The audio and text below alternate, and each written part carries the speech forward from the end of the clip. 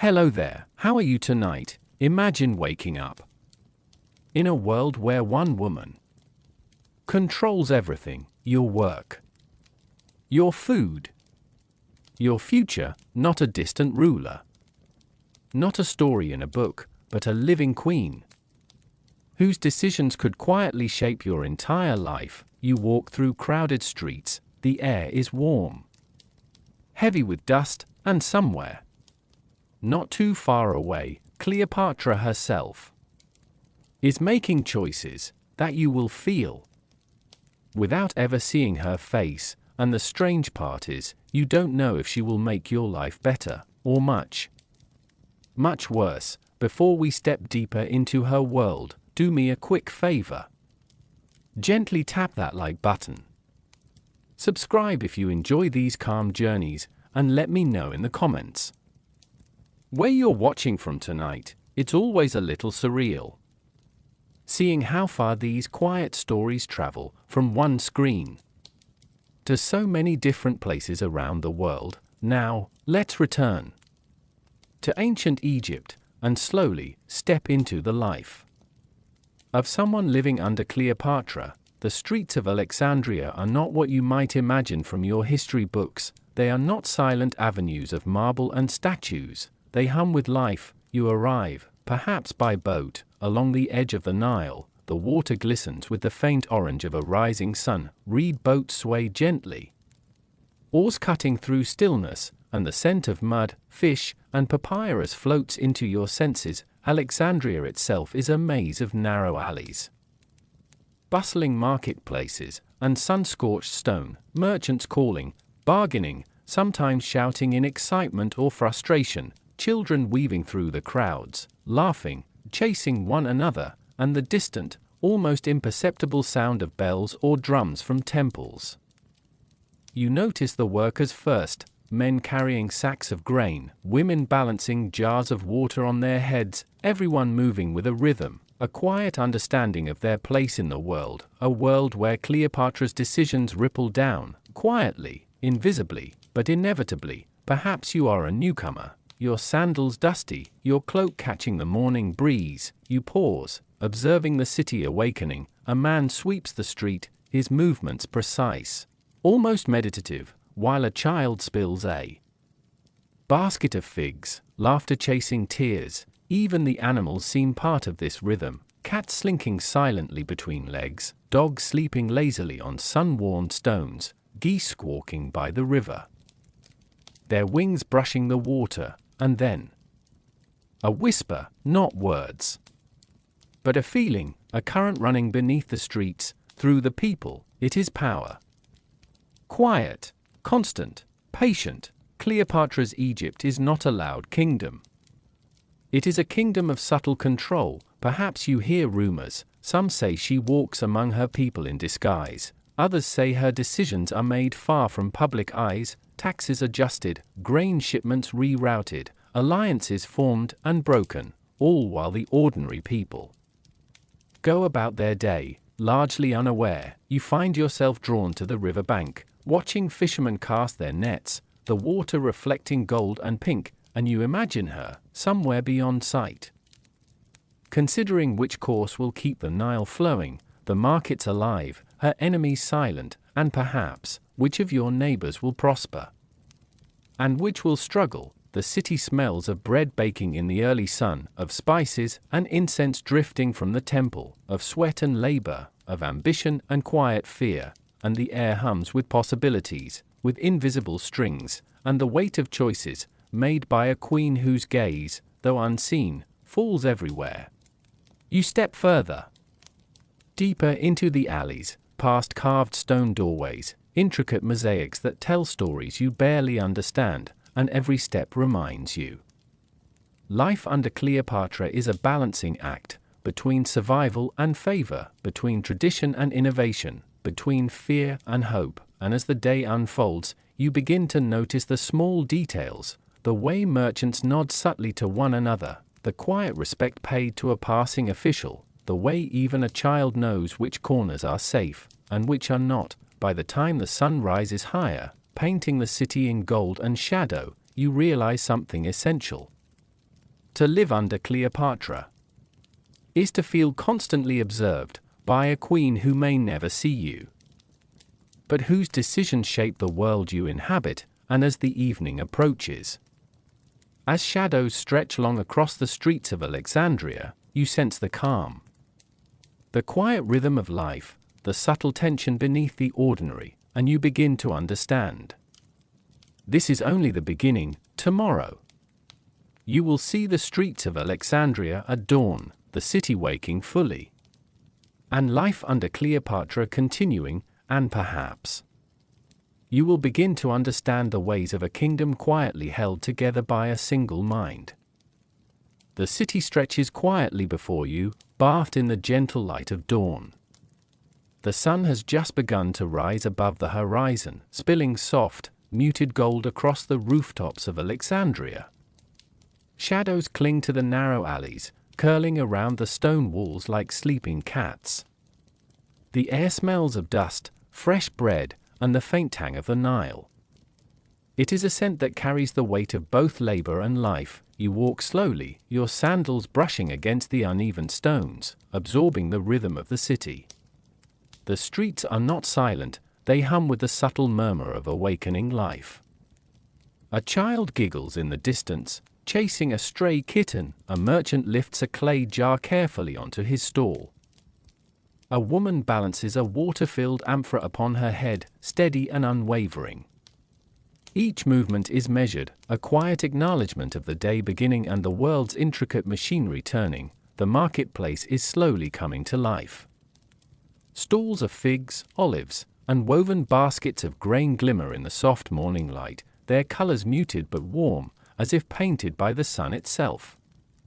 The merchant speaks softly, bargaining in tones that rise and fall like the gentle waves of the Nile.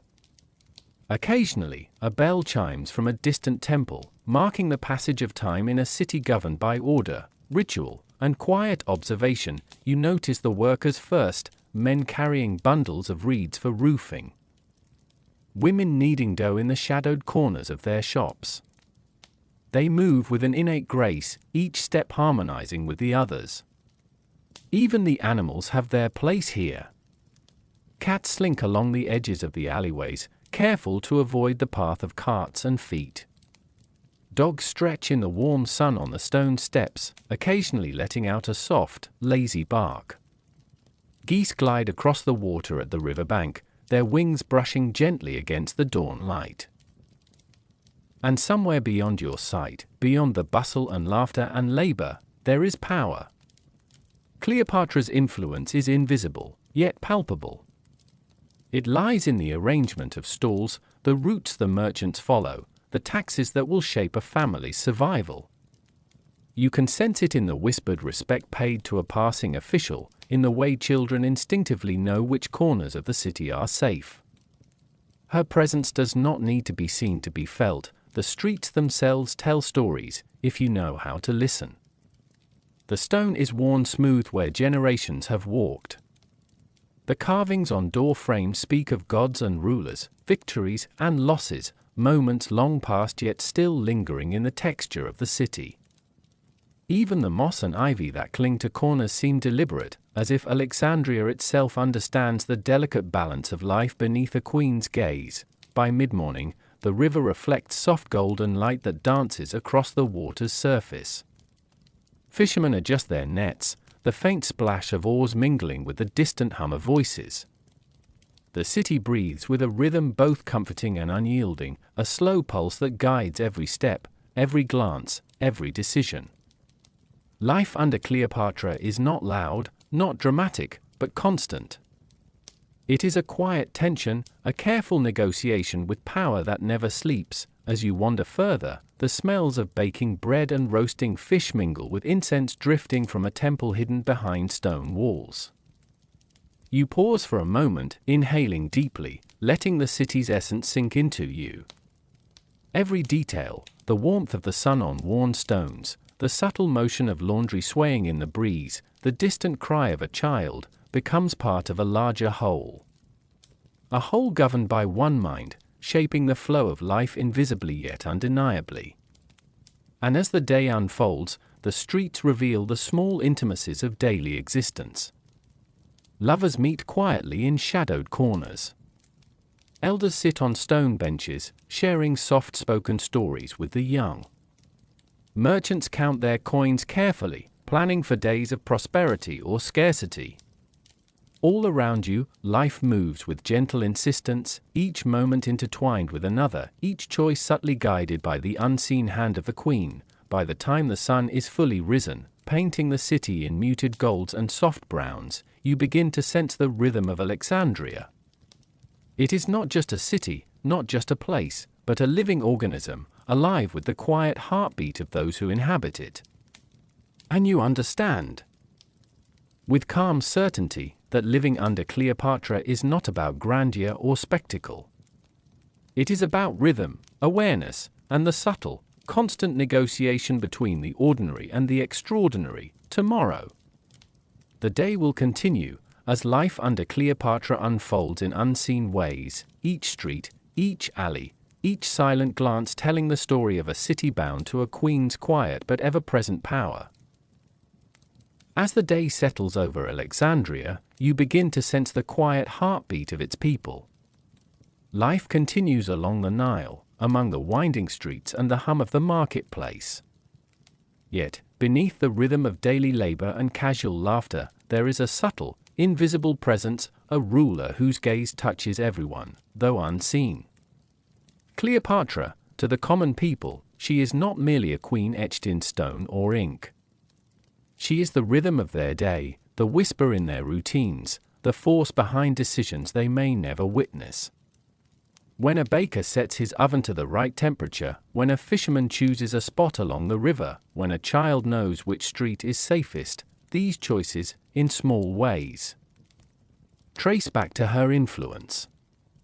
And sometimes, they do not. Sometimes, life pivots on decisions made far away in the cool, marble halls of the palace. You might imagine Cleopatra as distant, unapproachable, but to many, her presence is paradoxically intimate. Her portraits and coins are in every home, every shop, every temple. Her face is familiar, yet unknowable, her image a constant reminder that life is shaped by powers beyond their reach. Some whisper that she walks among them in disguise, inspecting her city without notice, ensuring markets remain fair, laws are obeyed, and taxes collected.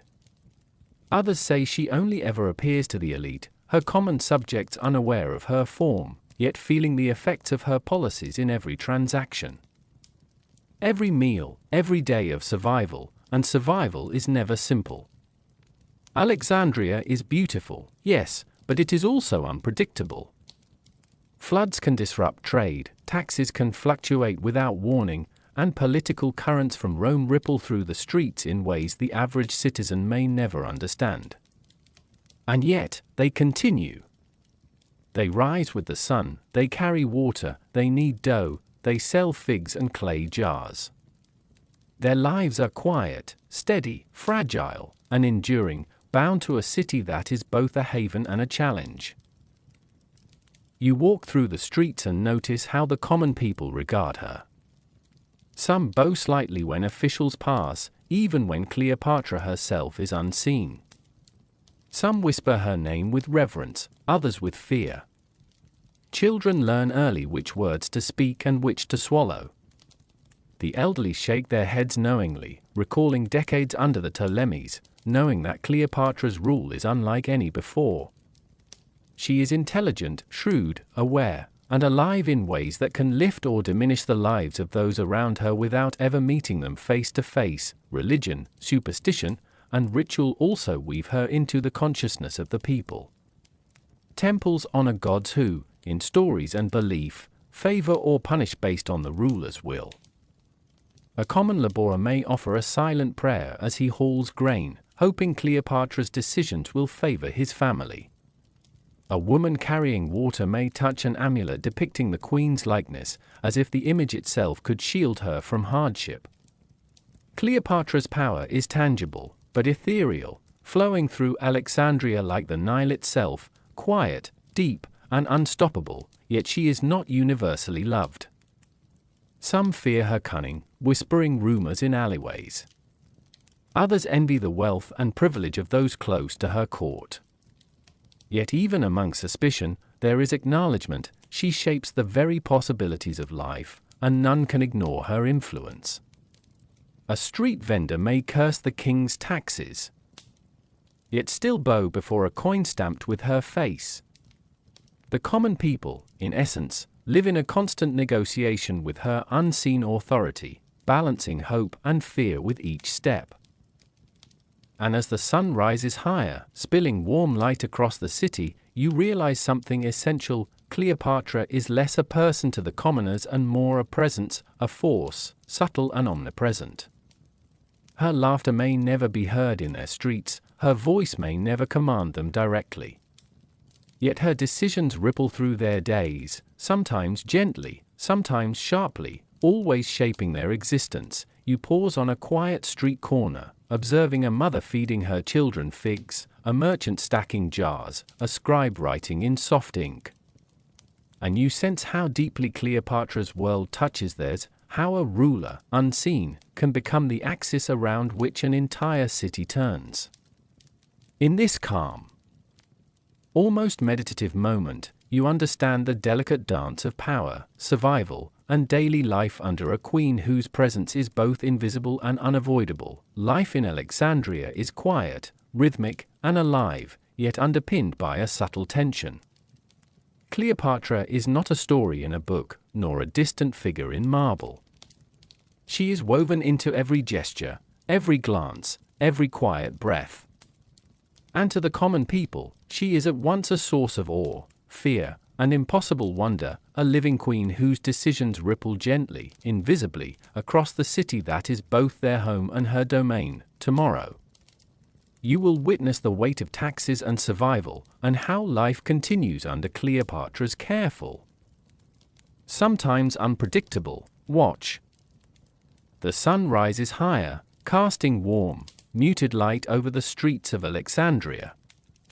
The city hums with quiet life, but beneath the gentle rhythm of daily activity, there is an undercurrent that few can escape: the weight of taxes. They are invisible threads that pull at every household, every merchant, every laborer.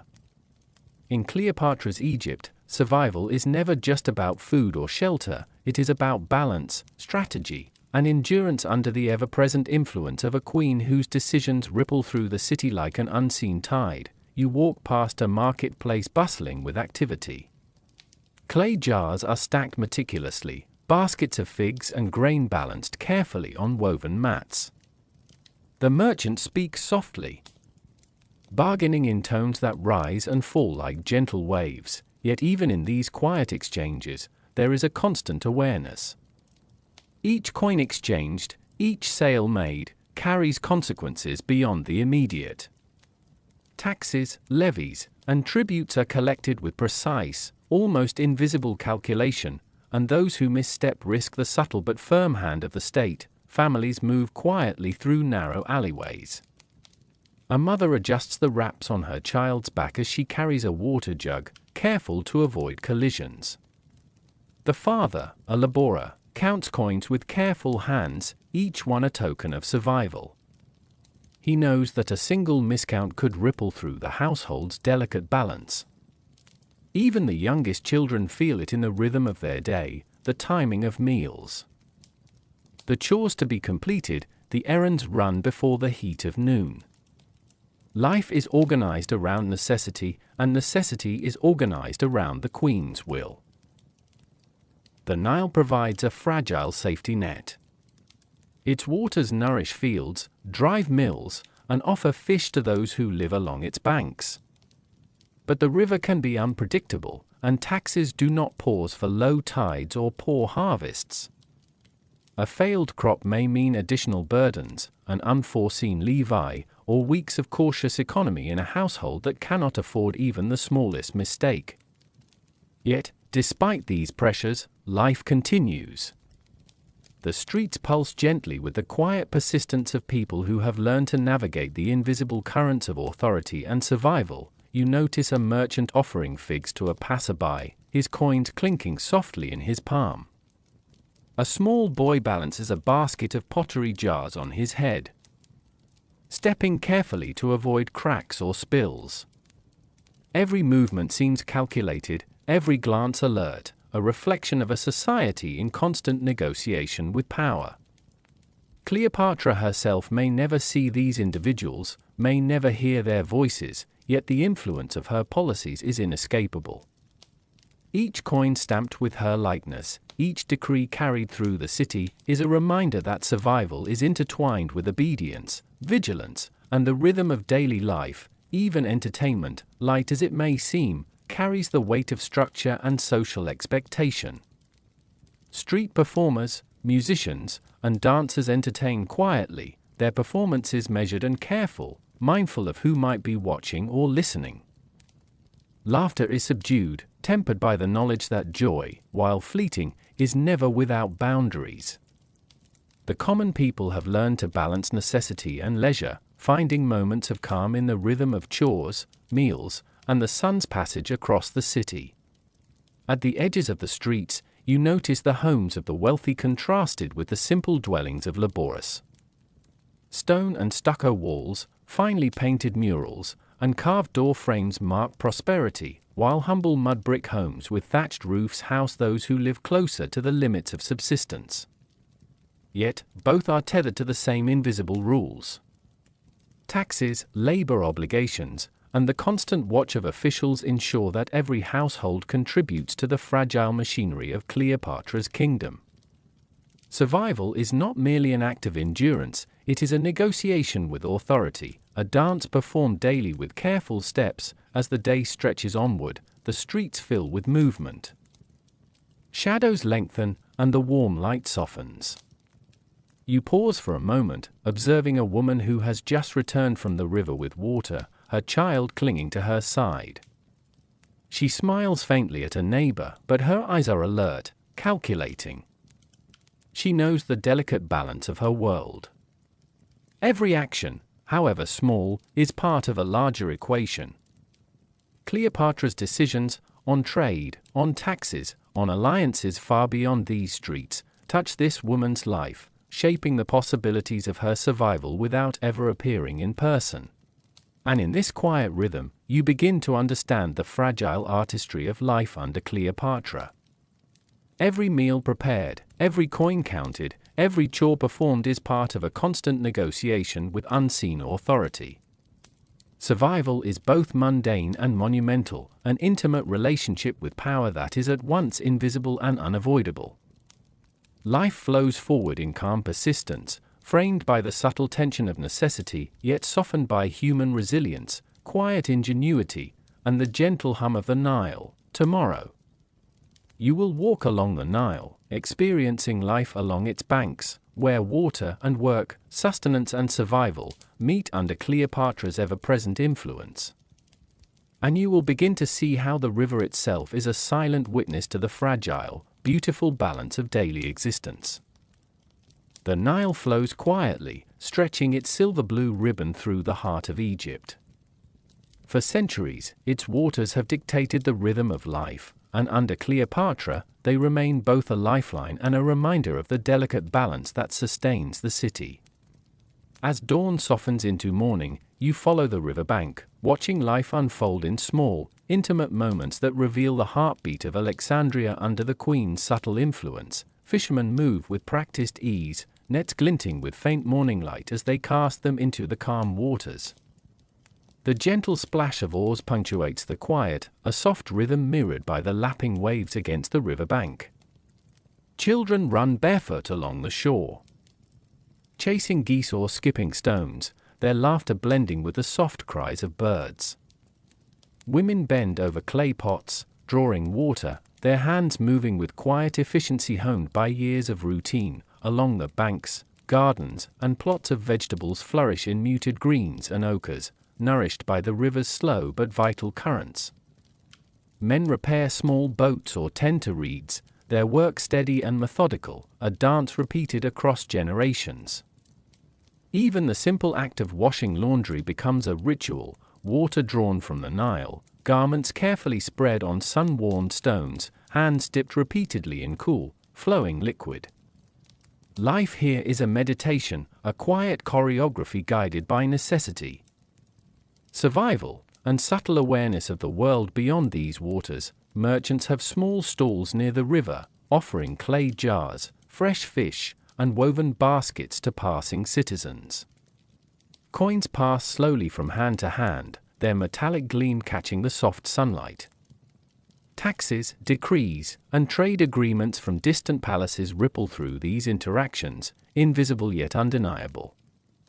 Every decision Cleopatra makes, every policy enacted in her unseen chambers, affects the flow of life along this river in ways both gentle and profound. The river itself is a mirror of the city's quiet complexity.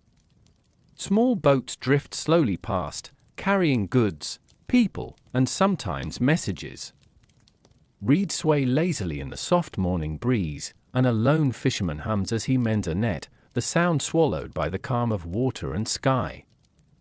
Even the sun seems to move deliberately, casting muted golden light across the Nile, softening shadows, and blending the earthy tones of the landscape with gentle reflections. Families gather near the water, children playing at the edges while mothers and fathers prepare simple meals of bread, fish, and fruit. Conversation is soft, laughter restrained, awareness of survival ever present. The river is both generous and capricious, it provides nourishment. Yet it can also demand vigilance. Floods, droughts, or a poor harvest can shift the balance of daily life, and yet the people adapt, moving with the flow, just as the Nile moves through the land. And amid all this, there is the quiet shadow of Cleopatra. She may never walk along these banks, yet her presence is everywhere. Coins with her likeness, proclamations carried by messengers, the constant regulation of commerce and labor, all remind the people that life under her rule is structured, deliberate, and ever observed. Even the simplest interaction, from the barter of fish to the quiet laughter of a child, is subtly influenced by a queen whose reach extends to the very waters they depend upon. You pause to watch a small family washing their woven baskets in the river. Their movements are careful, rhythmic, a balance of utility and grace. Nearby, a young boy practices casting a fishing net, his eyes bright with concentration. The world feels both intimate and vast, every small gesture connected to the unseen currents of power, wealth, and necessity flowing from the palace to the river's edge. As the sun climbs higher, the Nile continues its steady course, indifferent to human toil yet sustaining it, shaping it, and reflecting it. Life along the river is constant and gentle, punctuated by small joys and quiet struggles. The people know the river, respect it, and, in some ways, understand it better than the queen who rules from marble halls. Yet they are bound together by her choices, her influence, and the subtle web of policies and decrees that frame their existence. And as afternoon begins to blur into evening, the Nile glows softly under fading light, and you realize that this river is more than water. It is life, history, and survival flowing together, a quiet testament to the people who live along it and the queen whose rule, though distant, touches every ripple, every stone, every gesture. Tomorrow, you will explore the bustling markets, trade, and daily struggles, and see how life in Cleopatra's Egypt continues to unfold, shaped by the river, the city, and the unseen hand of power. The streets of Alexandria hum with quiet energy, but not with chaos. The marketplace is alive, yet measured, as if each step, each gesture, each whisper is part of an unspoken choreography. Stalls of clay jars, woven baskets, and fresh produce stretch along the narrow alleys, their muted colors softened by warm sunlight filtering through dust in the morning air. The city is awake, and with it, the daily struggles of its people under Cleopatra unfold. Merchants arrange their goods meticulously, balancing wares to catch the eye while maintaining order. A basket of figs spills slightly, and a hand quickly steadies it. Clay jars are stacked with precision, their rounded shapes catching the light in gentle highlights of ochre and brown. Fish glisten faintly on mats near the river, their scales reflecting soft ripples of sunlight. The air carries the scent of fresh bread, drying herbs, and faint smoke from cooking fires, a sensory map of survival and commerce. Every exchange is deliberate. Coins pass slowly, measured in careful hands. A mother buys barley while keeping one eye on her children.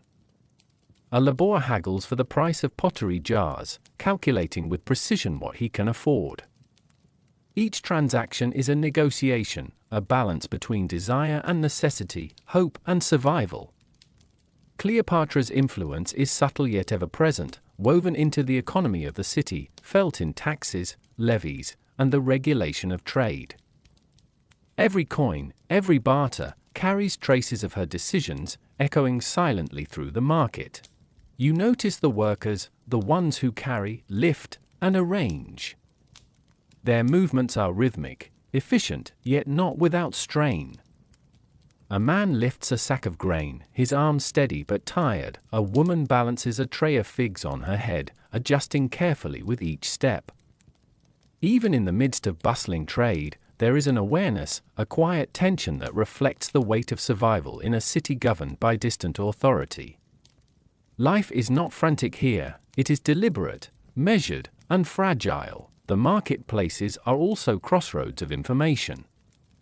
News travels quietly, whispered between stalls, shared in the hush of alleyways.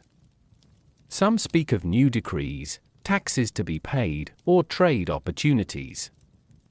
Others murmur rumors of Rome's influence creeping closer, of shifts in power that might ripple down to the common people.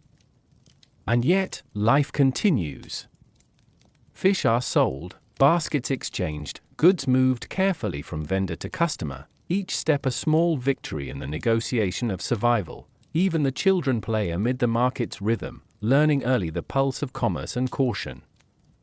A boy balances a small basket of dates, pretending it is as heavy as the sacks of grain he will one day carry.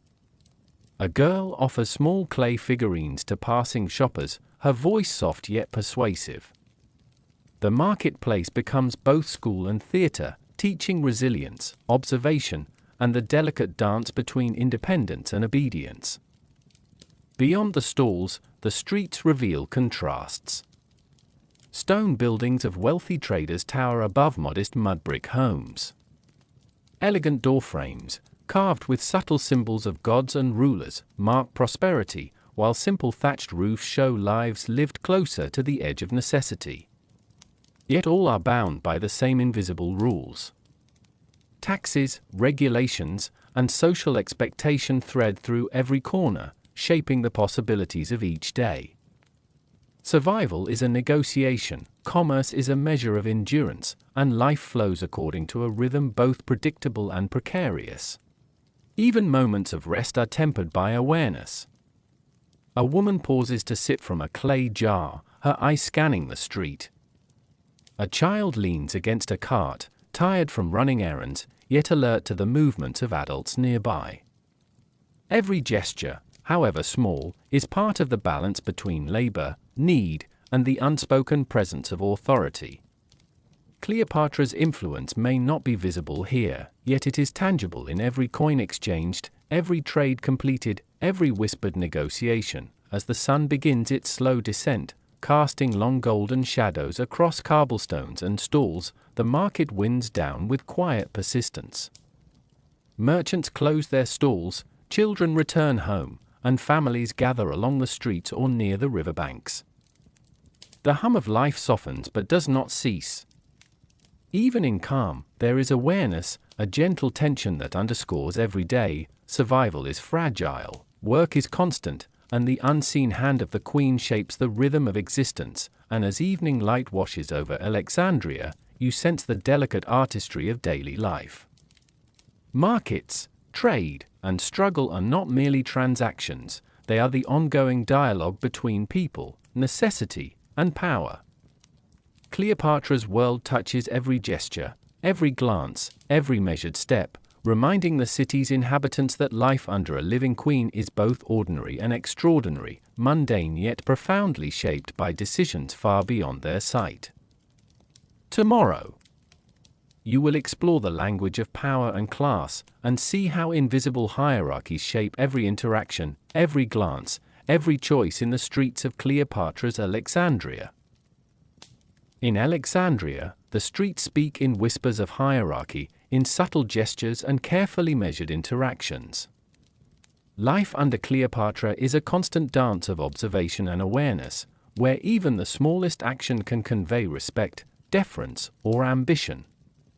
The language of power is not written in stone or parchment alone, it is etched in posture, tone, and glance, shaping the daily experience of every citizen. As you walk along a quiet street near the palace, you notice how merchants bow slightly to officials passing by, how children curtsy or lower their eyes in subtle imitation. Even the air seems to carry expectation, as though the city itself reminds the people of their place. Class is not merely about wealth, it is about visibility, about the way one moves, the way one speaks, and the way one survives under the unseen influence of a queen whose decisions ripple through the city like a silent river. The wealthy are distinguished not only by their homes, their garments, or their possessions, but by the ease with which they navigate social currents. They carry themselves with measured confidence, speak softly yet assuredly, and display the symbols of favor or connection, amulets, coins, and subtle gestures that mark their place in the hierarchy. A merchant with connections to palace officials may whisper a deal quietly, nodding toward another who is less favored. Acknowledging unspoken boundaries. Every movement, every word, is an expression of power carefully measured against potential consequence. The common people, meanwhile, navigate the same streets with a different rhythm. Their gestures are cautious, their glances calculated. Survival demands awareness, knowing when to speak, when to step aside, when to offer a respectful nod or a soft smile. Even a casual greeting carries weight, signaling acknowledgement of status or avoidance of disrespect. The very architecture of the city reminds them of hierarchy, the high stone homes of the elite casting long shadows over the modest mud brick dwellings of laborious, the ornate doorways and carved symbols speaking silently of authority and influence. You pause near a small square where officials discuss matters quietly, their presence alone commanding attention. Children running errands pause, mothers adjust the wraps on their children's backs, merchants straighten their wares. The world bends subtly to authority, an invisible choreography that preserves order and signals expectation. Cleopatra herself may never appear here, may never speak these words, yet her presence is felt in the unbroken chain of awareness, respect, and subtle fear that flows through every street, every interaction. Power is also conveyed in silence. A glance from a wealthy trader, a respectful bow from a young boy, a nod between neighbors, these unspoken signals form a network of understanding, a quiet language of survival. Conversation itself is measured, gossip flows gently. Veiled in ambiguity, careful not to offend, careful not to overstep. Rumors of palace intrigues drift softly along the air, absorbed, noted, and reflected upon, yet never fully spoken aloud. Life is a continuous negotiation with hierarchy, an intricate balance of visibility and discretion. Even leisure, subtle as it may seem, follows the same code. Children play quietly near gardens or courtyards, but always aware of proximity to those of higher rank. Merchants rest briefly on shaded benches, yet their posture and tone convey humility and attentiveness. The city itself seems to breathe in this rhythm, a living organism structured by invisible boundaries and subtle markers of power. Every gesture, every step, every word is calibrated, observed, and interpreted in the silent language of social class, yet this language is not oppressive in the way one might imagine. It is delicate, almost musical, a rhythm that maintains order and defines relationships. It allows families, merchants, and laborers to coexist with the elite, to navigate daily life, and to survive. Cleopatra's rule, though distant, shapes this rhythm. Her policies, her coins, her images, and even her reputation weave through these streets, reminding the people that every choice, every gesture, every glance is part of a larger, unseen structure of power. As the sun dips low, casting muted gold and deep shadows across the city, you begin to see the poetry in this quiet hierarchy. The streets are alive not only with commerce and labor, but with awareness, attention, and respect. Life under Cleopatra is defined by subtle gestures and quiet observation, a language that is learned from childhood and practiced in every encounter. The city hums gently, a living testament to the intricate, calm, and deliberate balance of power, survival, and social grace. Tomorrow, you will explore slavery and social hierarchy and see how the invisible lines of authority extend beyond wealth, shaping the lives of those who labor, serve, and strive under the unseen gaze of a living queen. The streets of Alexandria are alive with measured movement, but beneath the bustle lies a layer of quiet complexity, the subtle, pervasive hierarchy that defines every life. Slavery is not merely labor, it is a structure of society, a framework that shapes interactions, survival, and even the rhythms of daily existence. In Cleopatra's Egypt, the boundaries between freedom and servitude are woven into the very fabric of the city, observed in gestures, work, and subtle social cues. Along the sun-worn streets, servants carry clay jars and baskets of goods, their movements precise and efficient. The weight of labor is visible in the bend of shoulders, the careful placement of hands, and the rhythm of repeated motions honed by experience. Yet their presence is not silent. Conversations are whispered, laughter soft and fleeting, gestures cautious. Even a smile may be calculated, a demonstration of obedience or subtle wit that maintains balance within a rigid social structure. The hierarchy extends beyond mere work. Clothing, posture, and even the direction of a gaze convey status. Wealthy citizens walk with assured steps, garments flowing lightly around them, adorned with subtle jewelry and amulets that mark connection to authority. Slaves and laborious move carefully, their eyes lowered, their hands occupied, a quiet choreography learned over years of observation. In every alleyway, marketplace, and riverbank, the social ladder is visible, not as a declaration, but as a whisper carried in every interaction. You notice a young girl carrying water to a wealthy household. Her feet are bare, her hands roughened by daily labor. She pauses briefly to steady a clay jar, glancing toward the family she serves. The master or mistress may not acknowledge her, yet every movement is noted, every slip subtly corrected. Life is a careful negotiation of presence and absence, of labor and recognition, of survival within boundaries carefully drawn by society. Even within slavery, there are nuances.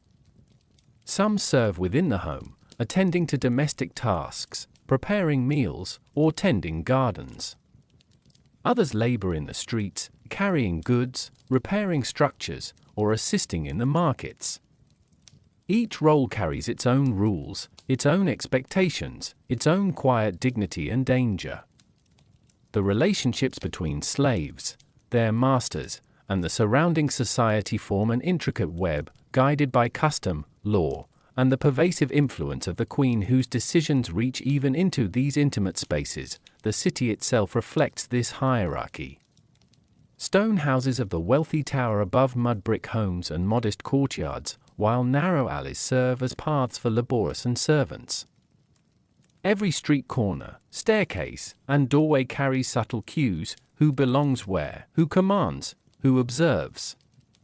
Even the sounds of the city, the clink of coins, the shuffle of bare feet, the faint laughter of children, are filtered through the prism of social rank, each note carrying context and consequence. Hierarchy also shapes knowledge, opportunity, and movement. A skilled slave may gain certain privileges, trusted to perform delicate work or manage small responsibilities. Yet freedom is conditional, dependent on the whims of masters and the stability of the city's structure. Daily life is a series of careful choices: when to speak, when to work quickly, when to observe, when to wait. In these quiet decisions, survival and self-preservation coexist with duty, labor, and the subtle assertion of presence. Even the simple act of resting is tempered by awareness. A servant pauses to wipe sweat from a brow, a laborer adjusts the weight of a sack, eyes flicking to passing citizens. Every gesture, however small, communicates understanding of one's place and the delicate balance of respect, obedience, and self-preservation. Cleopatra's influence, though unseen in these streets, is felt in laws, taxes, and societal expectations, threading its way through the labor, lives, and aspirations of those below her throne. As afternoon light softens into the muted gold of evening, you begin to see the rhythm of survival within hierarchy. Life is delicate, continuous, and precise, like the flow of the Nile itself. Every gesture, every movement, every decision is measured against the invisible lines of authority that stretch from palace to street, from wealth to labor, from power to obedience. In Cleopatra's Egypt, the social ladder is not just observed, it is lived, felt, and woven into the pulse of the city. Tomorrow, you will step inside the royal court of Cleopatra, seeing the world of opulence, ceremony, and political intrigue, a space defined by privilege and power, and understand how the distant queen interacts with, and shapes, the lives of everyone beneath her gaze. Beyond the streets and marketplaces, behind stone walls and guarded gates, lies a world entirely unlike the one experienced by common citizens, the royal court of Cleopatra. Here, the air carries a different weight, soft yet deliberate, opulent yet measured, alive with whispers of politics, ambition, and subtle intrigue. Life inside the palace is a study in contrast, the quiet labor of servants, the careful gestures of attendants, and the silent presence of a queen whose influence touches every corner of Egypt. As you step into the grand courtyard, the first thing you notice is the rhythm of service. Attendants move gracefully, carrying trays of food, folded linens, or delicate perfumes. Their steps are synchronized with the slow pulse of the palace, measured and deliberate. Even the faint rustle of silk or the gentle clinking of jewelry contributes to a quiet symphony, a rhythm of presence and attentiveness. Every motion is observed, every gesture meaningful, as if the palace itself were a living organism and each person a vital cell within it. The walls are adorned with muted frescoes of gods, pharaohs, and symbols of power. Light filters through high windows and latticed openings, casting soft, dappled patterns on polished stone floors. Shadows shift slowly across columns, creating a subtle interplay of light and dark, reflection and form. The atmosphere is serene, almost hypnotic, yet tension hums beneath the surface, as if every whispered conversation could carry consequences far beyond the immediate moment. Attendants and courtiers follow invisible protocols. A bow here, a careful placement of a foot there, a softened tone in conversation, each is a piece of a larger language of power. Even in repose, the courtiers are attentive, aware that Cleopatra's gaze, though not always physical, is present in expectations, policies, and the subtle currents of authority that flow through the palace. Every smile, every glance, every nod is calibrated for observation, influence, and survival. You notice the queen herself, not as a towering figure demanding obedience, but as a subtle presence that shapes the palace. Coins with her likeness, emblems, and carefully arranged artifacts mark her domain. Decisions made behind doors, in quiet councils, ripple through the palace like water. A messenger's arrival, a servant's task, or a scholar's note, all are touched by her reach, connecting distant citizens, the marketplace, and even the Nile itself to this carefully orchestrated center of power. The daily life of the court blends ritual, labor, and performance. Servants prepare banquets, ensuring each plate is perfectly arranged. Attendants polish furniture, align cushions, and adjust curtains to catch the light just so.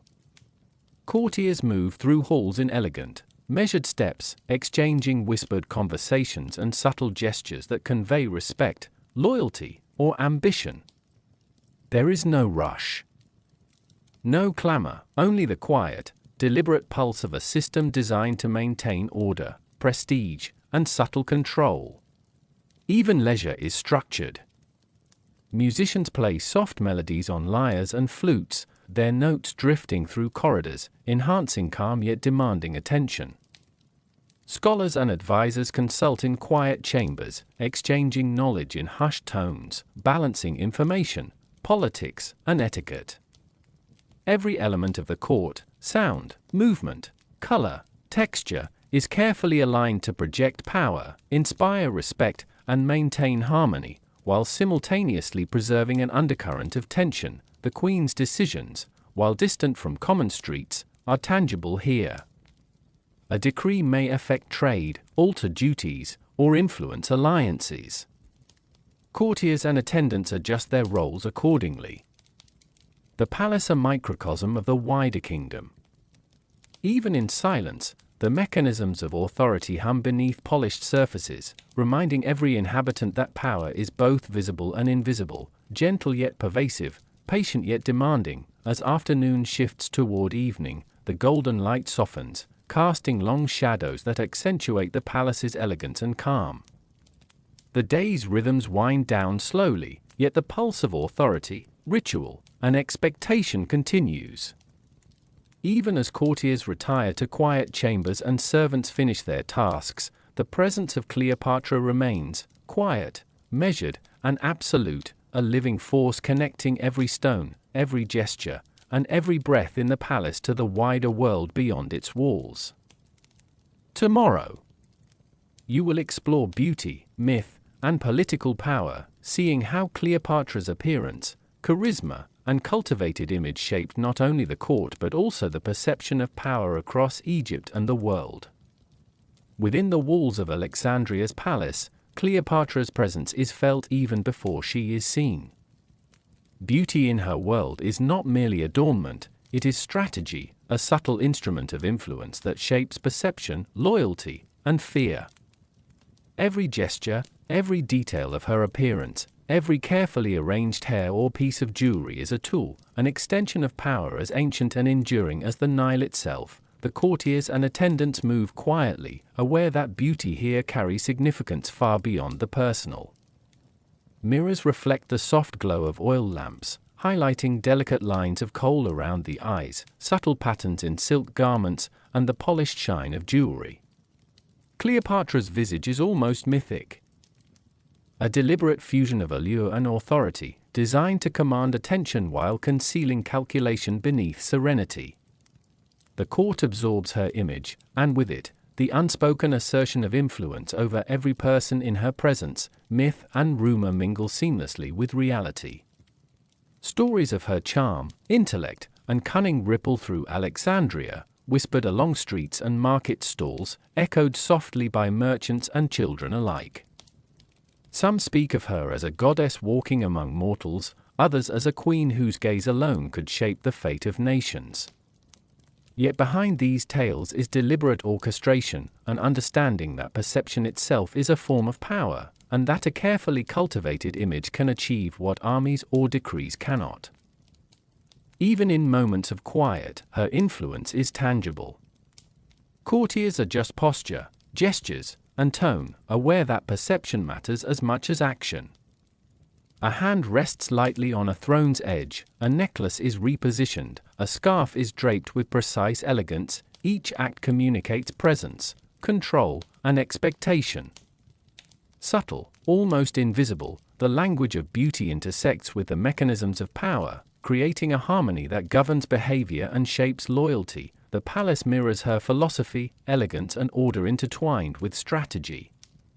Furniture is arranged to enhance line of sight and movement. Textiles and pigments highlight her presence while softening the harsh edges of stone. Light and shadow are manipulated to evoke awe and calm simultaneously. Visitors move through these spaces with measured steps, eyes drawn to gestures and glances, absorbing both beauty and message. In every reflection, in every gesture, Cleopatra's image is a reminder that power can be wielded gently, yet decisively. Even the smallest details carry meaning. Perfumes and oils diffuse subtle scents, signaling status, taste, and refinement. Hairstyles and clothing communicate allegiance, education, or favor. Jewelry glints with quiet authority, not for mere decoration, but as symbols of networks, influence, and connections across Alexandria and beyond. The Queen's aesthetic choices are intertwined with politics, and the court functions as both theatre and instrument of governance, a living proof that beauty and power can coexist as deliberate, calculated forces. The common people, though distant from the palace's glitter, feel echoes of this strategy.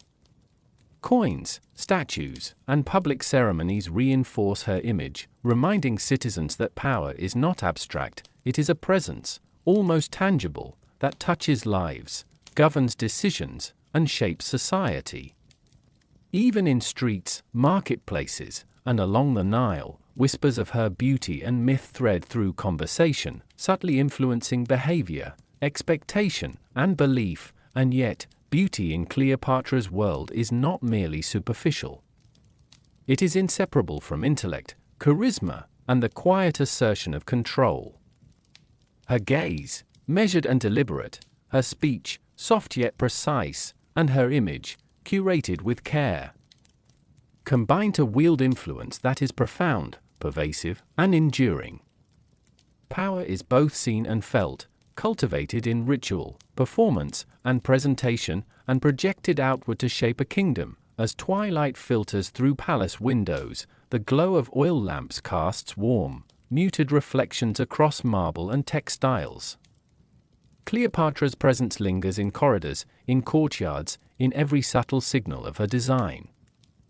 Beauty, myth, and political power are intertwined here, a delicate balance of elegance and strategy, a dance of perception and control that governs both the court and the wider world beyond its walls. Tomorrow, you will explore religion and the gods of Egypt, seeing how belief, ritual, and divine imagery influence daily life, politics, and the perception of power in Cleopatra's Egypt. In Cleopatra's Egypt, the divine is woven seamlessly into everyday life. The gods are never distant, abstract entities, they are companions, guides, and observers, present in every corner of the city, every household, and even in the flow of the Nile. Religion shapes not only belief, but action, identity, and the rhythm of daily life. It governs markets, labor, politics, and even the perception of Cleopatra herself. Walking through the streets of Alexandria, one notices subtle markers of devotion, small shrines tucked into corners, incense smoke rising from clay lamps, offerings of bread, fruit, and flowers left in quiet reverence. Citizens move carefully, aware of the god's presence. A child pauses to bow before a statue of Isis, a merchant murmurs a prayer for prosperous trade, and a servant touches a sacred amulet at her neck before beginning her day.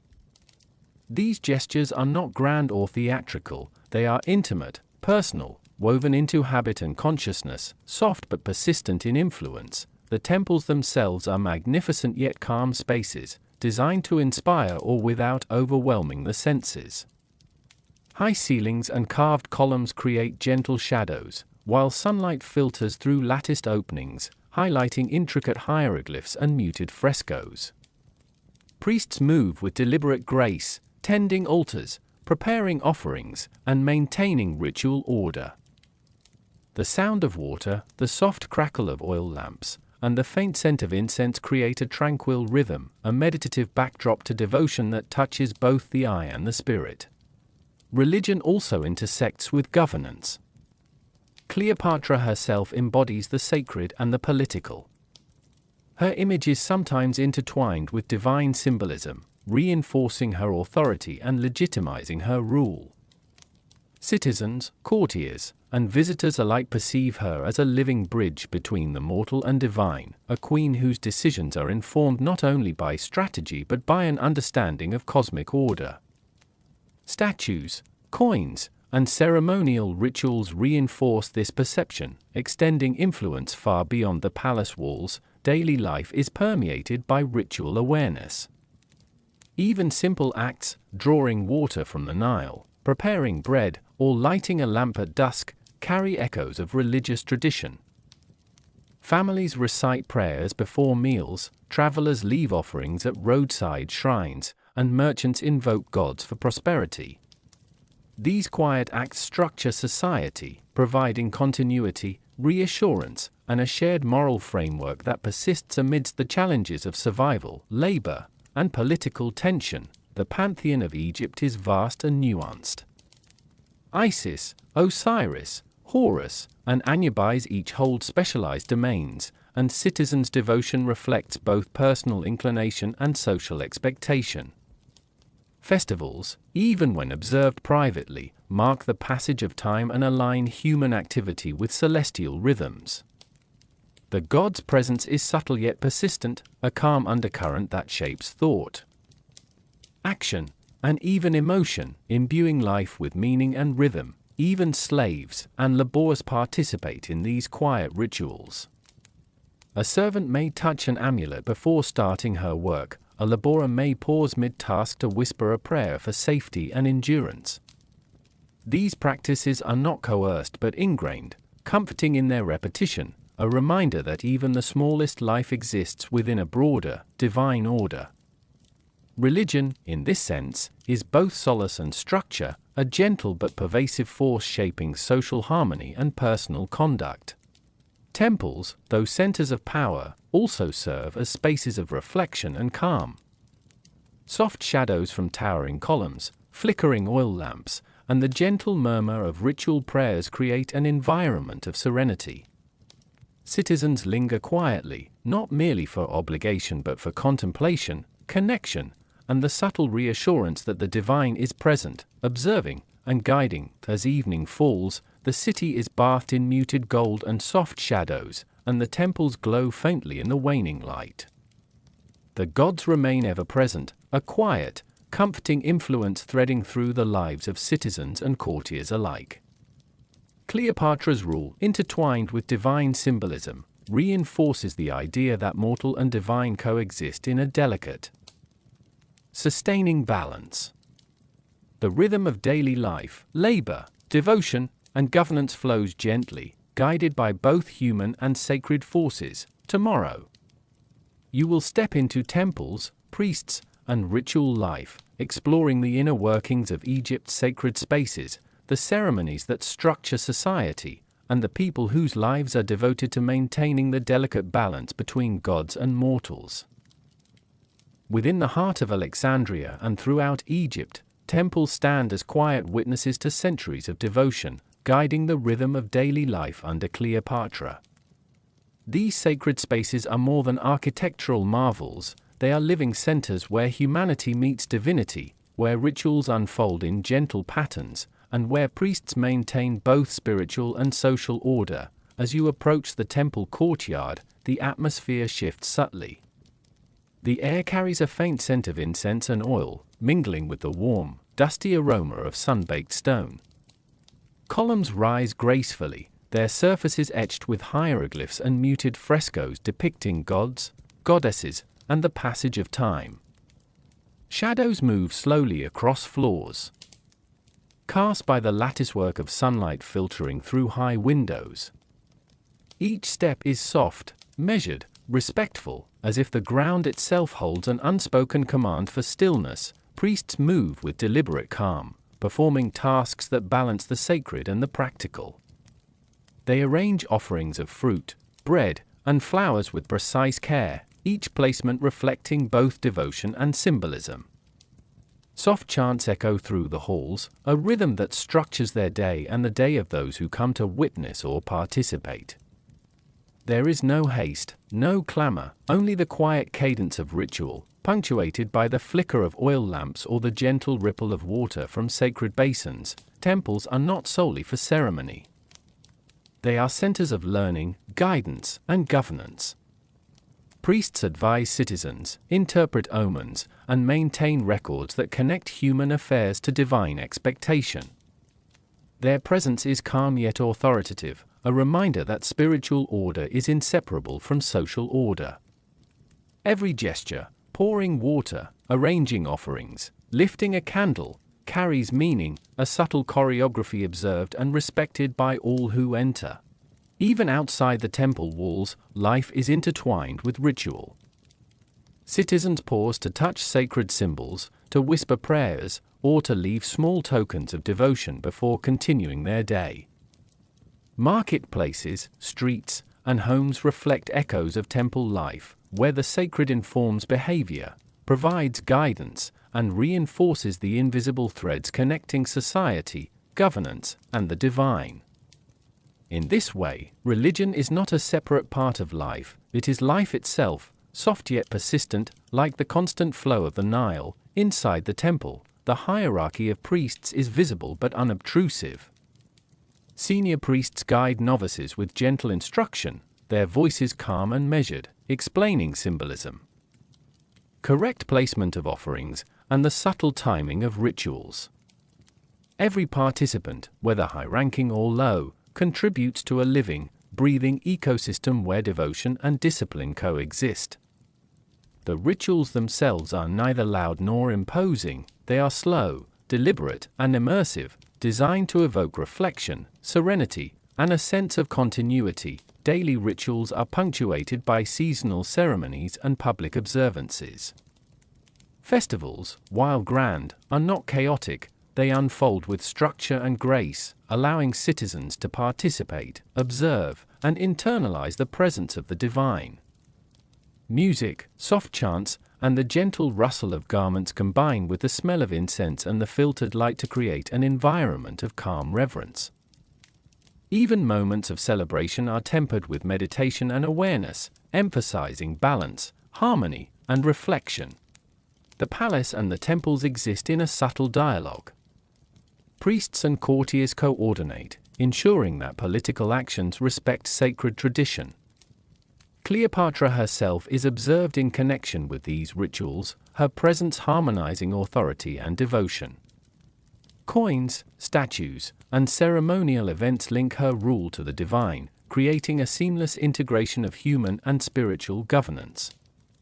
The rhythm of ritual, labor, and observation maintains stability, weaving the sacred into the fabric of everyday life. As afternoon fades into the muted gold of evening, the temples glow faintly in soft sunlight. Shadows stretch slowly across carved floors, and the flicker of oil lamps adds warmth to the stone. The air is calm, heavy with reflection and devotion, a quiet witness to centuries of faith.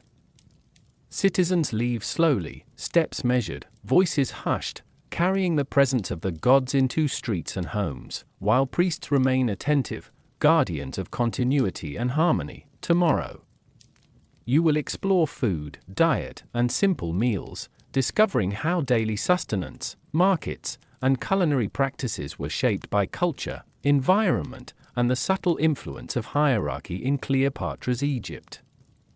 Beyond the grandeur of palaces and the solemnity of temples, life in Cleopatra's Egypt is also defined by the humble rhythms of daily sustenance. Food is more than survival, it is ritual, culture, and connection, threaded through family, community, and the natural world. The staples of life reflect both abundance and scarcity, the richness of the Nile's bounty and the quiet ingenuity of those who must make every meal count. In a modest home, the aroma of freshly baked bread drifts through sunlit rooms. Clay ovens glow warmly, and women knead dough with practiced hands, fingers tracing the contours of life itself.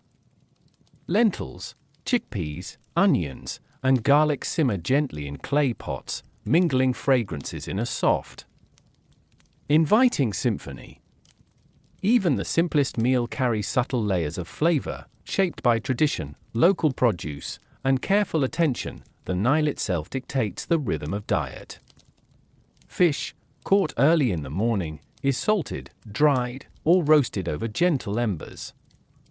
Seasonal fruits, dates, figs, and pomegranates appear in baskets alongside vegetables grown in fertile riverbanks.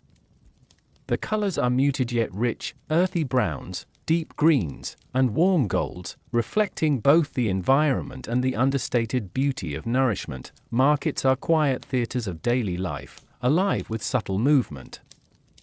Merchants arrange clay jars, woven baskets, and bundles of produce with care. Shoppers move deliberately, selecting ingredients with attention and respect for value.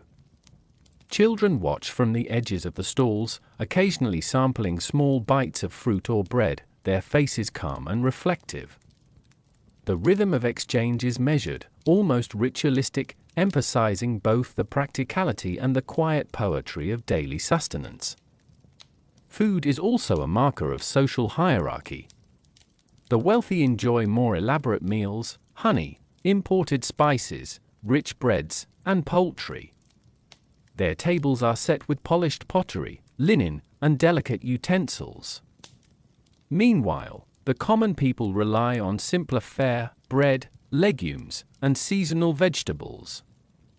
Yet even these meals are prepared with care and imbued with subtle artistry, a quiet testament to the skill and attention of those who cook, the small rituals that make life sustaining and comforting. Even laborious and servants experience these moments of nourishment as grounding and essential. A pause to eat midday bread, sip water, or share a modest portion of fish is also a pause to breathe. To feel present amidst the relentless rhythm of work. Food connects the individual to family, community, and the natural cycles of the Nile, a quiet affirmation that even in hardship, life continues, nourished by earth and river alike. Preparation itself is ritual. Grain is ground with care, vegetables chopped and simmered slowly, bread shaped and baked in clay ovens that radiate warmth through humble homes. Meals are rarely rushed. Time is taken to ensure that each step is deliberate, each flavor balanced, each gesture reflective of centuries of tradition.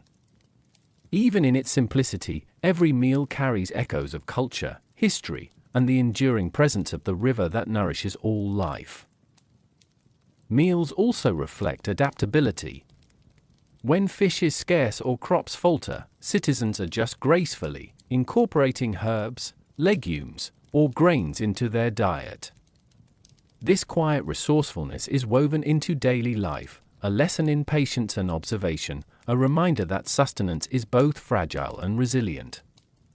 In this way, food becomes more than a physical necessity, it is a reflection of resilience, skill, and the subtle harmony between humans and the environment. Even at night, after the day's labor, simple meals sustain both body and spirit.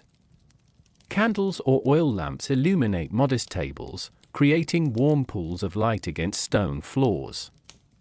The smells of bread, roasted vegetables, and cooked fish mingle with the muted sounds of evening, soft conversation, gentle footsteps, and the distant flow of the Nile. Life under Cleopatra, even in its quietest moments, carries rhythm, texture, and connection, and food is at the heart of it. Tomorrow, you will explore homes of the rich vs the poor, stepping inside the spaces where people of different stations live, sleep, and move, revealing how architecture, possessions, and daily life reflect both status and human experience in Cleopatra's Egypt.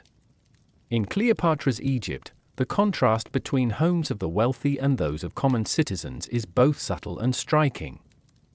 These spaces reveal not only differences in material comfort but also the rhythms of daily life, the values of a society, and the quiet ingenuity of survival.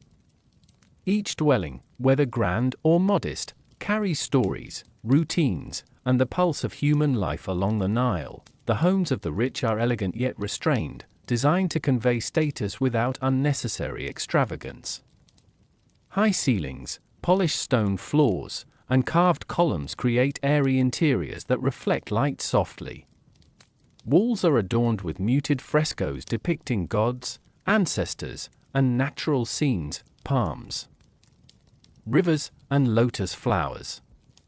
Richly woven textiles hang from doorways and windows, filtering sunlight into warm, golden pools. Even in grandeur, there is calm. Spaces are organized to emphasize symmetry, tranquility, and comfort. Furniture is functional yet refined. Low tables of polished wood, chairs with simple carved designs, and cushions of dyed linen provide comfort and utility. Courtyards, often with shallow reflecting pools or small gardens, allow residents to step outside without leaving the tranquility of their homes. Meals are prepared in adjoining kitchens, where servants quietly tend fires and ovens. Every element is intentional, designed to create a life of ease, security, and subtle elegance. Contrast this with the homes of the poor, where simplicity and necessity dictate every choice. Mud brick walls rise from the sun-baked earth, rough and practical, providing shelter from heat and sand. Floors are swept and hardened, sometimes lined with mats or woven reeds. Interiors are modest, with minimal furniture, a few clay vessels, baskets for storage, and low platforms for sitting or sleeping. Light enters through small openings, casting muted shadows that shift gently with the sun, yet these homes, though humble, are rich with life and ingenuity. Families craft daily routines around available resources. Food is prepared with care, laundry is done methodically by hand, and children find play and curiosity within narrow, sunlit courtyards or quiet alleyways. Decorations are subtle, a painted symbol of a god, a woven mat, or a small clay figurine, but they reflect pride, devotion, and cultural identity. Even in scarcity, there is warmth, attention, and an intimate sense of home. The architecture itself shapes behavior. Wealthy households offer privacy, rooms separated for different activities, spaces for entertaining, study, or relaxation. Poorer homes maximize every corner, with sleeping, cooking, and storage often sharing the same space. The rhythm of life is more communal, movement more constrained, yet deeply connected to family and community. These spaces teach adaptability, resilience, and observation, qualities necessary for survival along the Nile. Light and shadow play subtly in both settings. In rich homes, sunlight filters through latticework or draped curtains, casting geometric patterns on stone and textile. In modest homes, small windows allow soft beams to highlight clay floors and walls, creating moments of quiet reflection amid daily labor. The muted colors of sun-baked earth, woven reeds, and faded fabrics unify both worlds, connecting material difference with shared environment. Even at night, homes reflect the rhythm of human life. Oil lamps or small fires illuminate corners of rooms, casting gentle warmth across stone, wood, and fabric. Conversations are soft, laughter contained, and the sounds of work or preparation linger as background to sleep. Both rich and poor dwellings are places of care, attention, and survival, revealing how architecture, material resources, and human ingenuity shape experience and emotion. In this way, Cleopatra's Egypt is a world of contrast yet continuity. Wealth and scarcity coexist along the Nile, but life flows steadily in both spaces. Homes, whether grand or humble, are vessels for routine, comfort, and cultural expression. They reflect not only status but also human resilience, creativity, and the enduring rhythm of life in a world ruled by a queen whose presence subtly touches all who live under her gaze. Tomorrow, you will explore health, medicine, and ancient remedies, uncovering the practices, knowledge, and quiet efforts that sustain bodies and spirits in Cleopatra's Egypt. In Cleopatra's Egypt, the line between science, superstition, and daily care is delicate and intertwined. Health is both a practical and spiritual concern, shaped by environment, social status, and the wisdom of generations.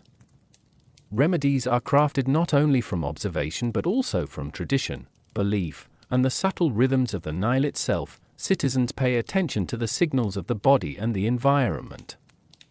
The sun's warmth, the coolness of shade, the movement of water, and even the quality of food all inform practices for maintaining balance. Parents apply oils infused with herbs to a child's skin, laborious soak tired feet in fragrant water, and the elderly wrap themselves in linen to ease aches.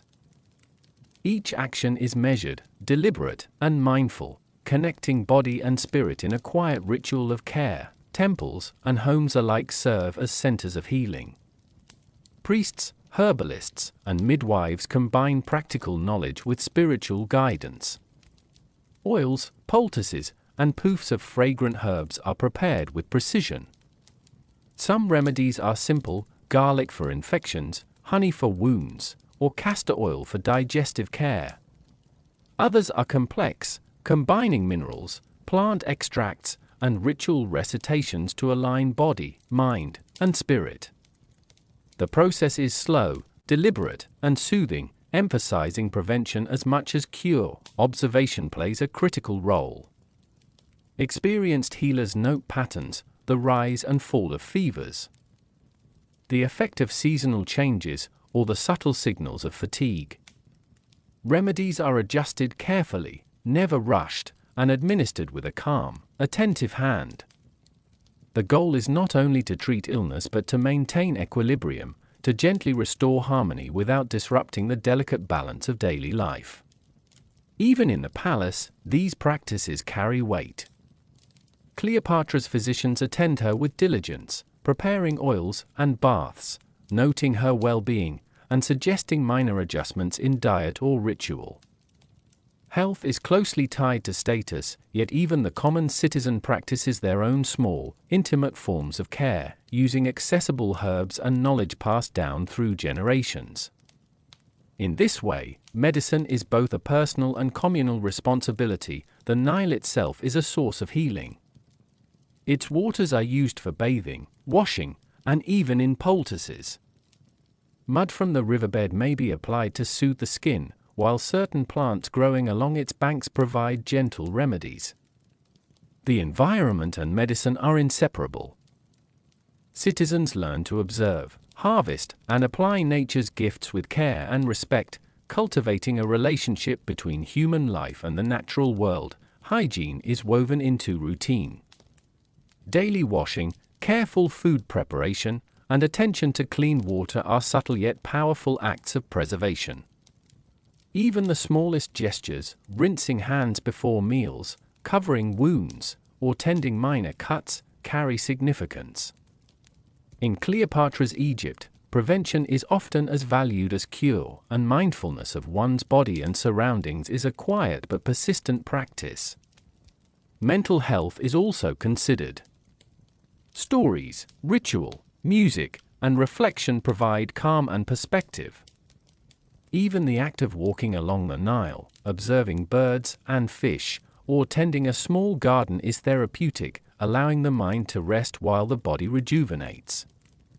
Sleep, too, is treated as a vital part of health, carefully observed and respected in daily life. Even minor remedies carry layers of meaning. A poultice applied to a child's arm is as much an act of care and comfort as it is treatment. Fragrant oils soothe both skin and spirit. A slow massage or the gentle pressure of a compress provides reassurance, a physical manifestation of concern and continuity. Life and health are intertwined. Each action deliberate, each gesture meaningful, echoing centuries of accumulated knowledge and quiet observation. Tomorrow, you will explore women's lives under Cleopatra, uncovering how daily routines, responsibilities, and social expectations shape the experiences of women in a world ruled by a queen whose presence quietly touches every life. Life for women in Cleopatra's Egypt is a balance of family, duty, and social expectation, yet it is infused with subtle autonomy and influence. While daily routines might seem constrained by tradition, women navigate their roles with resourcefulness, skill, and quiet power, shaping the world around them in ways both visible and unseen. In modest homes, women rise early, preparing meals, tending children, and caring for household tasks. Clay ovens glow softly as bread is baked, water is drawn carefully from wells or the Nile, and every movement is deliberate, measured, and thoughtful. They teach children the rhythms of life, the rituals of devotion, and the practical skills needed to survive along the river. Their day is full but never rushed, each task an expression of care and continuity. In wealthier households, women manage not only domestic affairs but also the flow of social interactions, organization of staff, and preparation for visitors. Courtyards and rooms are arranged for comfort, elegance, and function, and the women who inhabit them oversee these spaces with gentle authority. They select fabrics, organize meals, and maintain order, their influence quiet but pervasive. Even in leisure, their attention shapes the tone of home life, balancing practicality with subtle artistry. Education is often informal yet deeply valued. Girls learn to read and write hieroglyphs, memorize hymns, and understand the stories of gods and ancestors. They acquire knowledge of herbs, remedies, and practical skills that ensure survival. From weaving to cooking, childcare to ritual practice, every task carries layers of meaning, preparing women for roles that intertwine the domestic, spiritual, and communal. Social life, too, is guided by women. They participate in festivals, rituals, and market exchanges, observing and contributing to the quiet flow of public life. Even in constrained spaces, women create networks of communication, support, and influence. A whispered advice, a shared recipe, or guidance in ritual practice forms a subtle web that holds the community together. In the palace, Cleopatra herself exemplifies the range of women's influence. She moves deliberately, balancing diplomacy, governance, and ceremonial presence. Her female attendants, advisors, and family members play distinct roles, ensuring that the queen's wishes are executed while maintaining the rhythm of court life. Women here operate in layers of visibility, some in the spotlight of decision-making, others in quiet guidance behind the scenes, but all contribute to the subtle architecture of influence. Even outside the palace, women's lives reflect adaptability and resilience. They navigate social hierarchies, manage households, and sustain families with careful planning and foresight. They pass down wisdom, nurture the next generation, and maintain rituals that connect the mundane with the sacred. Their contributions, often overlooked in grand narratives, are essential threads in the fabric of daily life. A leisure, when it occurs, is gentle and reflective. Women may embroider linens, observe the flow of the Nile, or engage in storytelling. These moments are not idle, they cultivate mindfulness, continuity, and connection. Music, soft chanting, and quiet conversation enrich the household and community, creating subtle spaces for calm and reflection. Evenings are a time of ritual and preparation. Lamps are lit, meals concluded, and children settled. Women ensure comfort and continuity, observing the household with a serene attentiveness. Their influence, while often invisible, is profound, guiding behavior, sustaining family, and preserving the balance between work, devotion, and rest. In this way, women's lives under Cleopatra are a mixture of visible labor and subtle influence. Daily routines, whether humble or grand, carry meaning. Roles are intertwined with social expectation, but within these roles, women exercise skill, creativity, and quiet power. Their presence shapes households, communities, and even the pulse of the broader society, weaving continuity and stability into the rhythms of life along the Nile. Tomorrow, you will explore fear, rumors, and political tension, stepping into the subtler dangers and uncertainties of living in a world ruled by a queen whose decisions ripple quietly through every life. Even in the quiet streets and serene homes of Cleopatra's Egypt, an undercurrent of tension runs beneath the surface. Fear is subtle, rarely shouted, yet it shapes daily life. Rumors ripple through markets, courtyards, and palaces, whispering of intrigue, power, and the queen's decisions. Life under Cleopatra is as much about observing these invisible currents as it is about the tangible rhythms of work, family, and ritual. In narrow alleyways, citizens pause to exchange news. A word about a rising tax, a decree favoring one merchant, or a soldier's quiet warning travels quickly, weaving a fabric of anxiety that touches every household. These whispers are not dramatic, they are soft, careful, layered with uncertainty. Yet their impact is profound: a shift in behavior, a slight hesitation, a careful recalculation of risk. Even within homes, conversations carry caution. Mothers advise children to speak quietly, workers discuss their day in measured tones, and neighbors gauge the meaning behind each word. Fear is not violent but pervasive, a subtle pressure shaping interactions, routines, and decisions.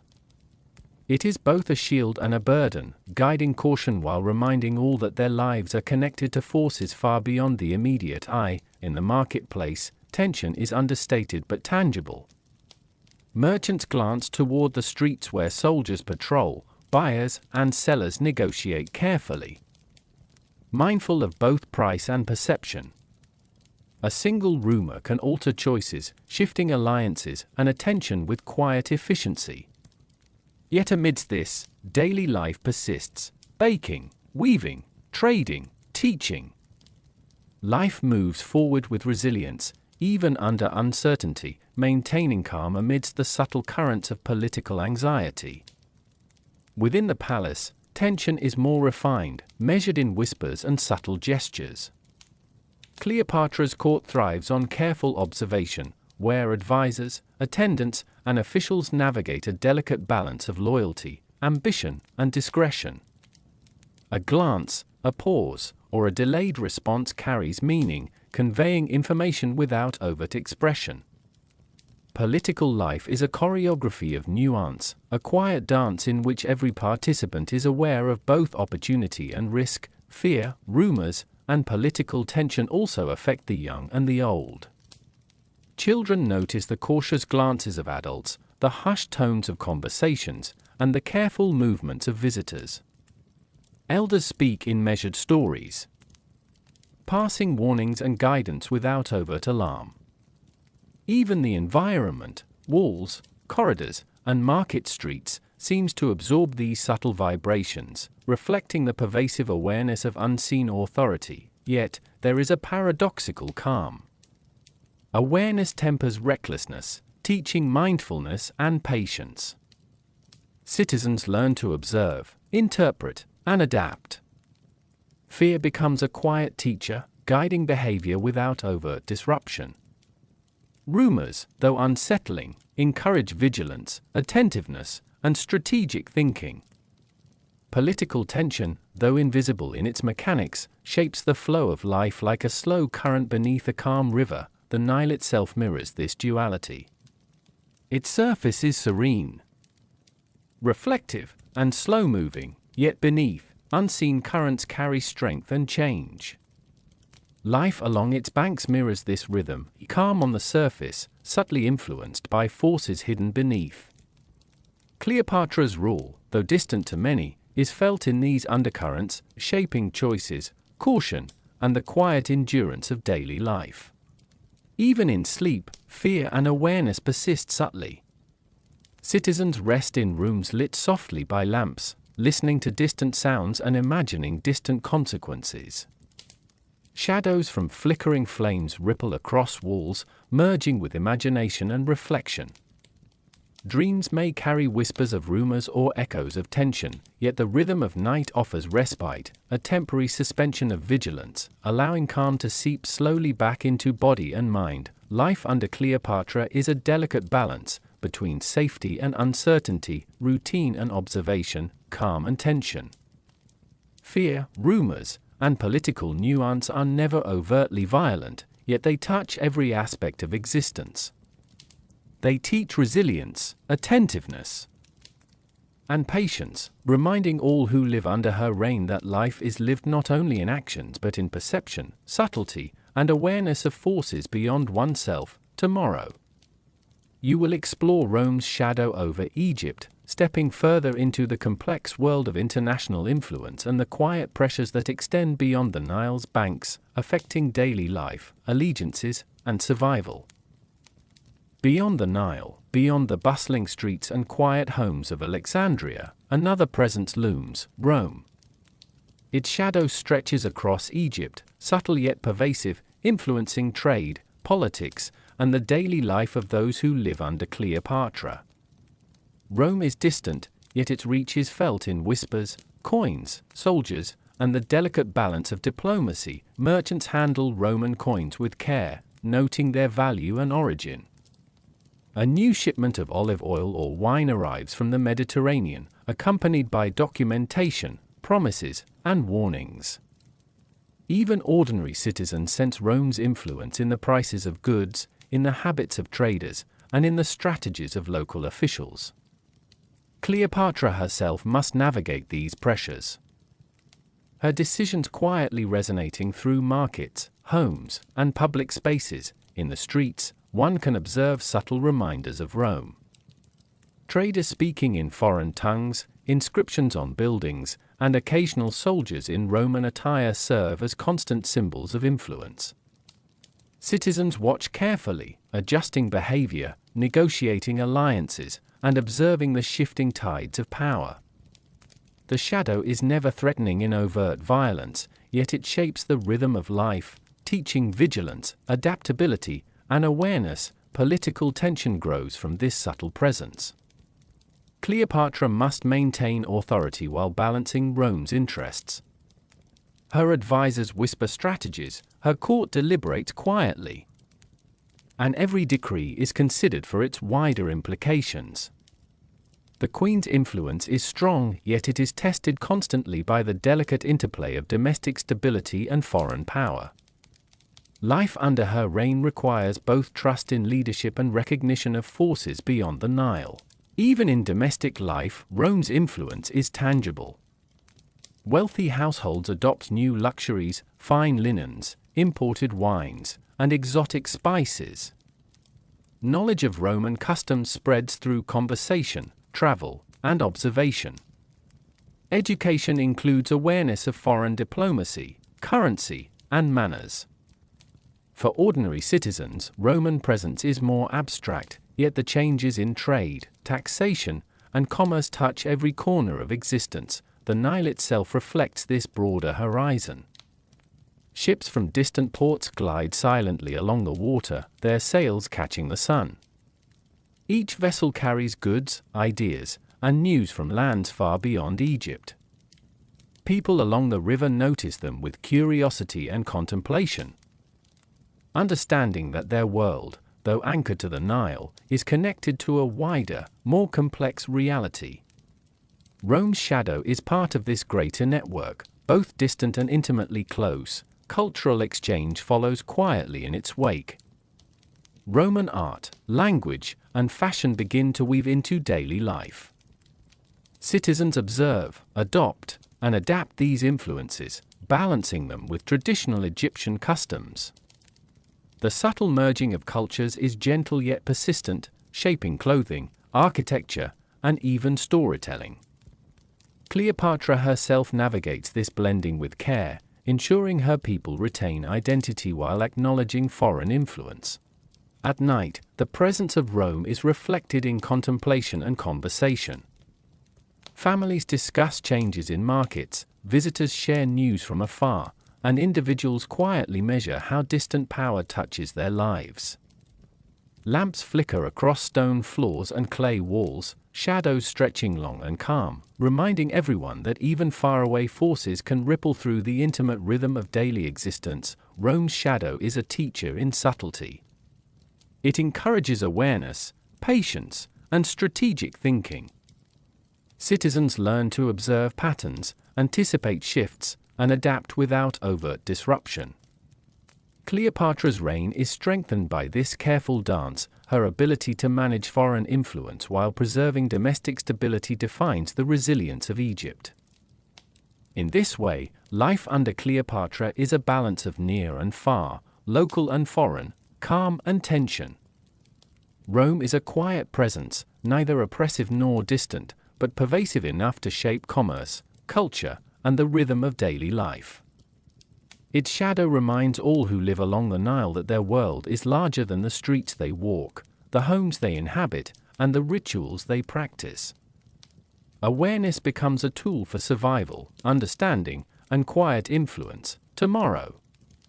You will witness the final days of Cleopatra's rule, exploring the culmination of political, social, and personal forces in a world where life, power, and history intertwine quietly yet profoundly.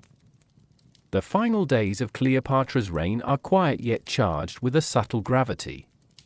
The streets of Alexandria hum softly with routine, but beneath this calm surface lies the weight of history, the tension of change, and the delicate balance of life under a queen whose presence has touched every aspect of existence. Cleopatra's decisions now carry profound consequence.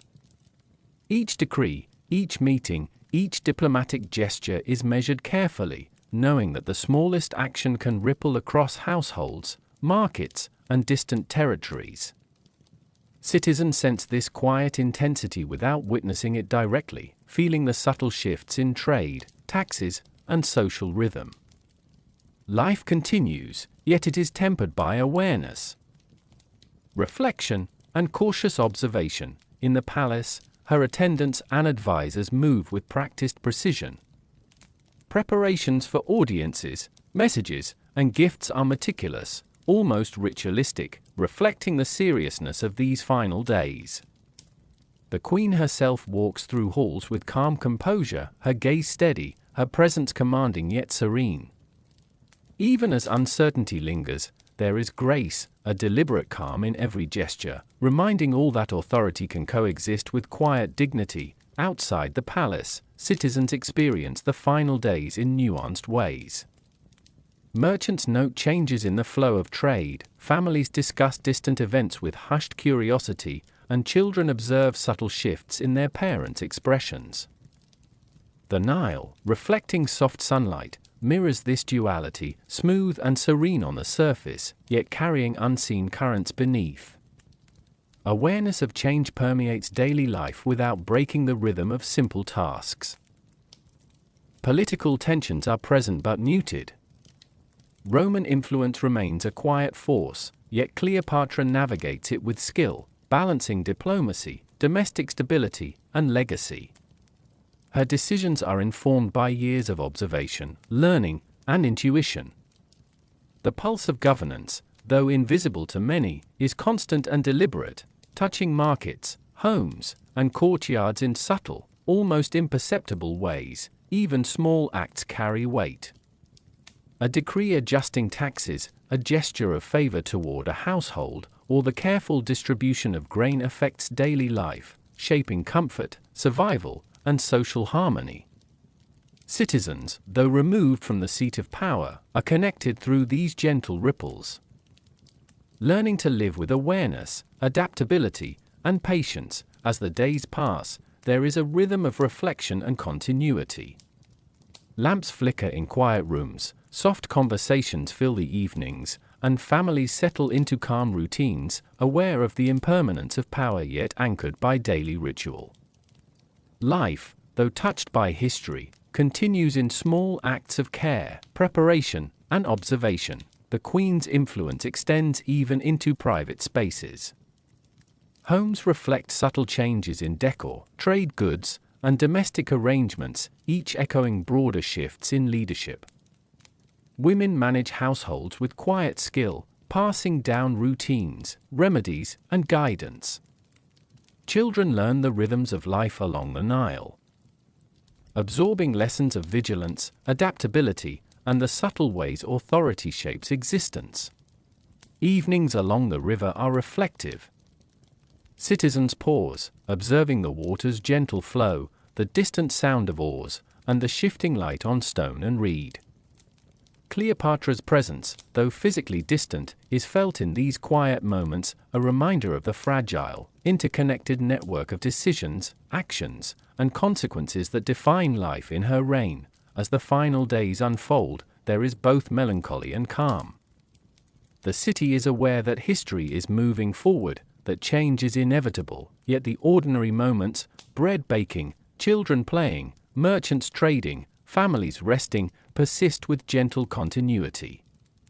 Cleopatra's life, like that of her people, is a tapestry woven from daily rituals, decisions, and quiet observation, now reaching its final threads. Even in this closing chapter, life maintains its rhythm. The Nile flows, markets hum softly, and lamps flicker in rooms across Alexandria. The ordinary and extraordinary coexist, reflecting the delicate balance of authority, survival, and human experience. Citizens, aware yet undisturbed, continue the quiet dance of daily life, learning to observe, adapt, and endure tomorrow. You will drift into the final chapter, drifting into the silence of history, where the echoes of Cleopatra's life linger, shaping memory, reflection, and quiet contemplation as we conclude this journey into the past. As the final days of Cleopatra's rule fade into memory, the city of Alexandria continues its quiet rhythm. The Nile flows steadily, markets hum softly, and homes breathe with life. The presence of the Queen, once palpable in every street, courtyard, and palace, now lingers like a gentle shadow, felt more than seen, remembered more than understood. History, like the Nile, moves with an invisible current. Events, decisions, and lives ripple outward, intersecting in ways that may never be fully known. Cleopatra's influence, though ending in a tangible sense, persists in the whispers of the river, the architecture of the city, and the routines of ordinary citizens. Every grain of sand, every lamp flickering in the evening, carries echoes of her reign. Life, as always, continues. Children chase soft shadows along the streets, women prepare meals in clay brick kitchens, and merchants arrange goods on tables of faded wood. The air carries the muted scent of herbs, bread, and river water, mingling with the warmth of the setting sun. Even in the calm of routine, there is a sense of reflection, a gentle awareness that the world has changed, yet remains beautifully ordinary, yet history has its own rhythm. Some events leave marks so subtle that they pass unnoticed by those living through them, while others resonate across centuries. Cleopatra's reign, filled with intrigue, diplomacy, and quiet authority, exemplifies this duality. Citizens may not have fully understood the weight of her decisions at the time, but those choices shaped markets, households, and daily life in ways both profound and gentle. The city itself seems to sigh in quiet acceptance.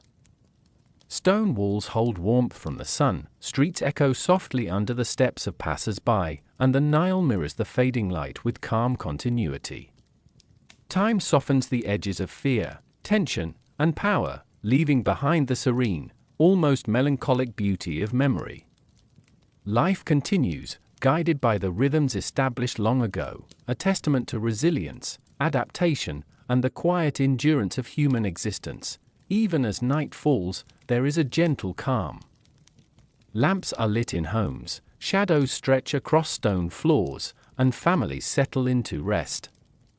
The air carries the softness of distant conversations, the whisper of the river, and the subtle presence of history itself. Each citizen drifts toward sleep, enveloped by the delicate balance of past and present, comforted by continuity, yet aware of change. In this calm reflection, one may notice how intimately lives are intertwined with those who came before. Decisions made centuries ago, by queens, merchants, citizens, and travelers, continue to ripple quietly through existence. Cleopatra's choices, her strength, her diplomacy, and her humanity echo in ways that are invisible yet persistent, subtle yet enduring. And so, as we close this chapter of history, we drift into a quiet understanding. The world is shaped not only by grand events but by countless small, delicate acts of life. The streets of Alexandria, the flow of the Nile, the rhythm of homes, and the reflections in soft evening light, all carry the resonance of those who lived, loved, observed, and adapted under Cleopatra's reign. Perhaps, tonight, as you listen to this story, you can imagine yourself walking along the river, through the markets, and into homes filled with warmth and shadow. You may feel the presence of history in the gentle sway of reeds, the flicker of a lamp, or the quiet motion of water. It is here, in this delicate intersection of memory and imagination, that the past becomes a companion, calm, reflective, and quietly enduring, and now. Let your mind drift like the Nile itself, slow and steady. Remember the people, the streets, the markets, the palace, and the quiet presence of a queen who shaped a world in ways both seen and unseen. Let the soft rhythm of history guide you into calmness, reflection, and gentle rest. Good night.